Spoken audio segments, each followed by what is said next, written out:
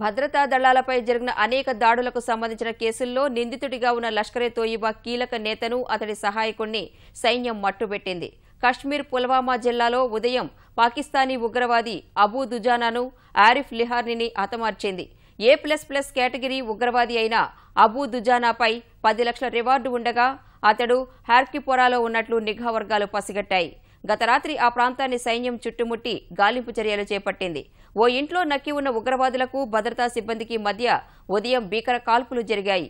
ఈ ఎన్కౌంటర్లో అబూ దుజానా, ఆరిఫ్ హతమవగా వారి మృతదేహాల్ని, ఆయుధాల్ని భద్రతా సిబ్బంది స్వాధీనం చేసుకున్నారు. ఎన్కౌంటర్ జరుగుతున్న సమయంలో 100 మందికి పైగా స్థానికులు జవాన్లపై రాళ్లు రువ్వారు. వారిని అదుపు చేసేందుకు భద్రతా సిబ్బంది బాష్పవాయు గోళాలు, పెల్లెట్లు ప్రయోగించి కాల్పులు జరపగా ఒకరు మరణించారు, మరికొందరు గాయపడ్డారు. అబూ దుజానా హతమైన నేపథ్యంలో కశ్మీర్ వ్యాప్తంగా ముందు జాగ్రత్త చర్యలు చేపట్టారు. అంతర్జాల సేవలు నిలిపివేశారు. బుధవారం విద్యా సంస్థలకు సెలవు ప్రకటించారు.